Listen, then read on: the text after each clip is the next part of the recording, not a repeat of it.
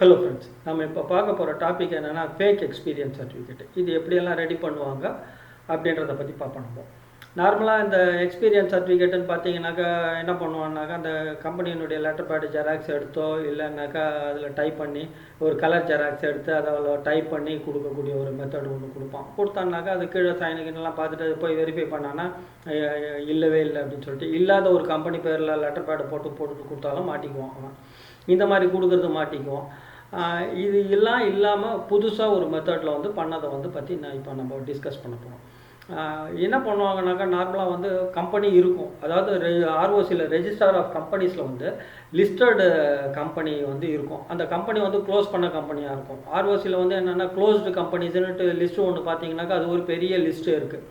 அந்த லிஸ்ட்டுலேருந்து எடுத்து அவன் வந்து 4 ஜோனாக பிரிப்பான். சவுத்து வெஸ்ட்டு நார்த் ஈஸ்ட்டு 4 ஜோனாக பிரிச்சுட்டு இங்கே எங்கேனாவது பெங்களூரில் ஒரு கம்பெனி அப்படின்னு சொல்லிட்டு அதில் வந்து என்னென்னா, இது நார்மலாக எந்த டைப் ஆஃப் இண்டஸ்ட்ரியில் வந்து இது அதிகம் பண்ணுறதுக்குரிய வாய்ப்புகள் ஈஸியாக இருக்கும் அப்படின்னு பார்த்தீங்கன்னாக்கா, ஐடியில், பேங்கிங்கில், இன்சூரன்ஸில், சர்வீஸ் செக்டாரில், பிபிஓவில், கால் சென்டரில், இந்த சர்வீஸ் செக்டாரில் எல்லாத்துலேயுமே இது வந்து பண்ணுறதுக்குரிய வாய்ப்புகள் கொஞ்சம் அதிகம் இருக்குது.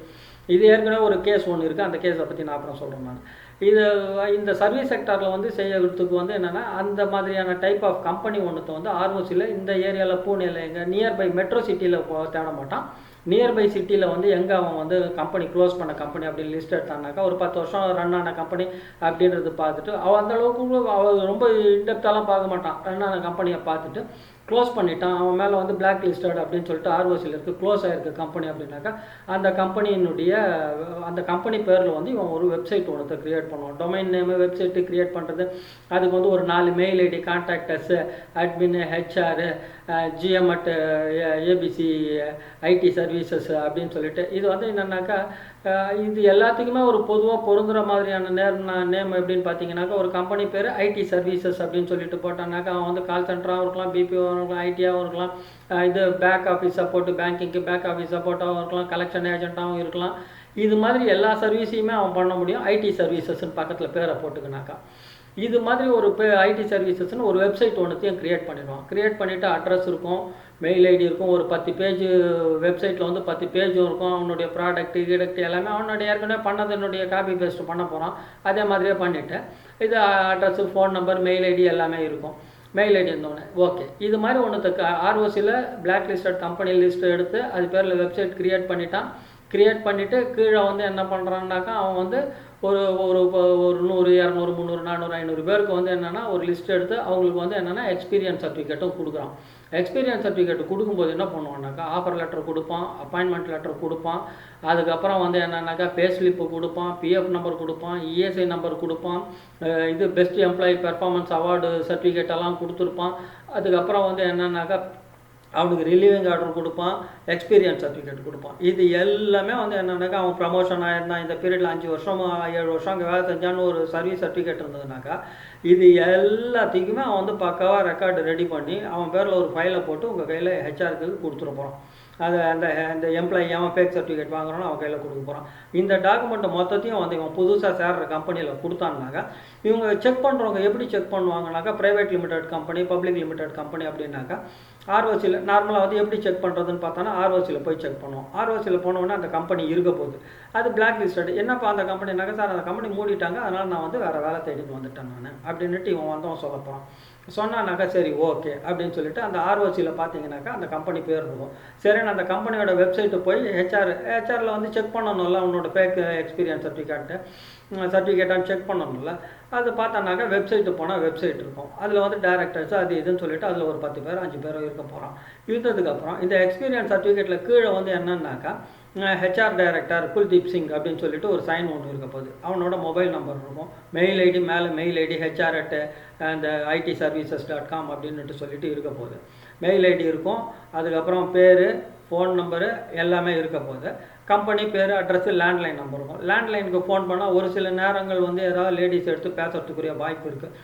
இல்லைனாக்கா யூஸ் இல்லாத ஒரு நம்பரை கொடுத்துட்டானா this number is not in use, temporarily out of service அப்படின்ட்டு ஏதாவது மெசேஜ் வந்தோன்னா உடனே மொபைலுக்கு பண்ணி எஸ்எஸ்எஸ் யூஆர் ஒர்க் வித் அஸ்ன்னு சொல்லிட்டு இந்த ஃபைல் எடுத்து பார்த்து இவன் சொல்ல போகிறான். அந்த குல்தீப் சிங்குக்கும் அந்த கம்பெனிக்கும் சம்மந்தமே கிடையாது. அவன் தான் அவன் க்ரியேட் பண்ணவனாக இருப்பான், இந்த ஹெச்ஆர் மூலமாக க்ரியேட் பண்ணவனாக இருப்பான்.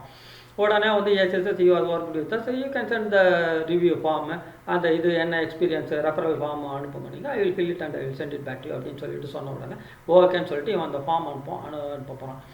சரி ஓகே, இது முடிஞ்சிடுச்சு. பிஎஃப் நம்பரை ட்ரான்ஸ்ஃபர் பண்ணணும்னா இல்லை சார் அந்த கம்பெனி வந்து என்னன்னாக்கா பிஎஃபே கட்டல, நம்பரை மட்டும் வாங்கினாங்க, நம்பர் வாங்கினதுக்கப்புறம் கட்டாத விட்டுட்டாங்க, அதனால் வந்து என்னன்னாக்கா பிஎஃப் அமௌண்ட்டை கேட்டு சண்டை போட்டான்னாக்கா உனக்கு வந்து எக்ஸ்பீரியன்ஸ் சர்டிஃபிகேட் வேணும்னாக்கா இதை பற்றி கேட்காத, அது வந்து கம்பெனி வந்து இப்போ அண்டர் லீகல் இஷ்யூஸில் இருக்குது, அது எல்லாத்தையும் சார்ட் அவுட் பண்ணிவிட்டு வி வில் செட்டில் த அமௌண்ட்டுன்னு சொல்லியிருக்காங்க. நான் அதை பற்றி கேட்க முடியும். நீங்கள் அந்த கம்பெனிக்கு ஃபோன் பண்ணி கேட்டிங்கனாக்கா அவன் கண்டமேனிக்கு திட்டுவான் இந்த ஹெச்ஆர் அசிஸ்டண்ட்டை, உனக்கு எங்களுடைய இன்டர்னல் லீகல் இஷ்யூஸை why do you bother about our internal legal issues அப்படின்னு சொல்லிட்டு கண்டமேனிக்கு சத்தம் போட்டான்னாக்கா இந்த ஹெச்ஆர் இங்கேருந்து ரெஃபரன்ஸ் கேட்குறான் பாருங்க, அவனால் வந்து என்னன்னாக்கா அந்த இதுக்கு போய் கேட்கவும் முடியாது. சரி நம்மளுக்கு தேவைன்னா இவன் அங்கே வேலை செஞ்சானா, அந்த ப்ரைவேட் லிமிடெட் கம்பெனியில் வேலை செஞ்சானா, 5 வருஷம் வேலை செஞ்சானா, அதுக்குரிய pay slip, offer letter, appointment letter, relieving order இதெல்லாம் இருக்கா, எல்லாமே பக்காவாக இருக்குது அப்படின்னாக்கா உடனே வாங்கி தூக்கி ஃபைலில் போட்டுருவோம். கட்சியில் பார்த்தீங்கன்னா அவன் அங்கே ஒரு நாள் கூட வேலை செஞ்சுருக்க மாட்டான். ஒரு நாள் கூட வேலை செய்யாமல் இல்லை இது ஒரு மூடின ஒரு கம்பெனிக்கு ஒரு வெப்சைட்டை க்ரியேட் பண்ணி இந்த மாதிரி வந்து என்னன்னாக்கா இது ரீசெண்டாக ஒன்று நடந்தது, சில வருஷங்களுக்கு முன்னாடி நடந்தது. அதனால் நான் இந்த ஸ்டோரியை நான் உங்களுக்கு சொல்லணும். அதாவது ஹெச்ஆராக வந்து என்னன்னாக்கா எப்படியெல்லாம் வந்து என்னென்னா இந்த எக்ஸ்பீரியன்ஸ் சர்டிஃபிகேட் வந்து இஷ்யூ பண்ணுவாங்க அப்படின்னு சொல்லிட்டு. சரி ஓகே, இது எதுக்காக இது வந்து இந்த மாதிரியான ஒரு டீமை ரெக்ரூட் பண்ணுறாங்க, இந்த மாதிரியான ஆளுங்களை ரெக்ரூட் பண்ணுறாங்க, இதனால் கம்பெனிக்கு என்ன, ரெக்ரூட் பண்ணுற கம்பெனிக்கு என்ன, அந்த ஹெச்ஆருக்கும் இதுக்கும் பார்த்தீங்கன்னாக்கா நார்மலாக வந்து பெரிய பெரிய வந்து கம்பெனியில் வந்து என்னென்னா டேரெக்டாக ரெக்ரூட் பண்ண மாட்டாங்க, கான்ட்ராக்டு சப்கான்ட்ராக்டு கொடுத்துருவாங்க. ஃபஸ்ட்டு அவன் கான்ட்ராக்டர்கிட்ட கொடுப்பான், அவன் வந்து இன்னொரு சப்கான்ட்ராக்டர்கிட்ட கொடுப்பான். ஒரு 400 பேர் வேணும்ப்பா எனக்கு இந்த இன்சூரன்ஸில் வந்து பேக் ஆஃபீஸ் சப்போர்ட்டுக்கு 400 பேர் வேணும் அப்படின்னாக்கா அந்த 400ல் வந்து ஒரு 100 பேருக்கு வந்து என்னென்னா இந்த ஹெச்ஆருக்கு தெரிஞ்சோ தெரியாமலோ என்ன பண்ணுவான்னாக்கா இது மாதிரியான ஒரு கம்பெனி வெப்சைட் க்ரியேட் பண்ணி இங்கே போனீங்கன்னாக்கா உனக்கு எக்ஸ்பீரியன்ஸ் சர்டிஃபிகேட் கிடைக்கும் அப்படின்னு சொல்லிட்டு ரெஃபரன்ஸ் கொடுத்தானாக்கா அங்கே போனான்னா இவன் 10,000 20,000 கொடுத்து எக்ஸ்பீரியன்ஸ் சர்டிஃபிகேட்டை வாங்கிட்டு வரும். இந்த மாதிரி 100 பேர் வாங்கினா இவனுக்கு செலவு என்னன்னாக்கா ஃபைலு, லெட்டர் பேடு, இது மட்டும்தான் இவனுக்கு தெரிஞ்சு பண்ண போகிறான். பண்ணான்னாக்கா இதில் வந்து ஒரு 100 பேர் மாட்டிக்குவோம். இந்த மாதிரி அது பாட்டும் ஓடின்னு இருக்கும். அவன் வந்து கான்ட்ராக்டருக்கும் அது வந்து என்னென்னா தெரியும். பட் என்னன்னாக்கா அது இவனோட அப்பாயின்மெண்ட் எங்கே இருக்கும்னாக்கா சப்கான்ட்ராக்டர்கிட்ட இருக்கும். சப்கான்ட்ராக்டரோட ஃபைலை வந்து சரி ஓகே இது பாட்டும் பீஸ்ஃபுல்லாக போயினே இருந்தோடனே அந்த ப்ராஜெக்ட் முடியுது அப்படின்னாக்கா அதை முடிகிற நேரத்தில் என்ன பண்ணுவான்னா ஒரு 3 மாதம் பேமெண்ட் வந்து இந்த கம்பெனிக்காரன் ஹோல்டு பண்ணுவான்.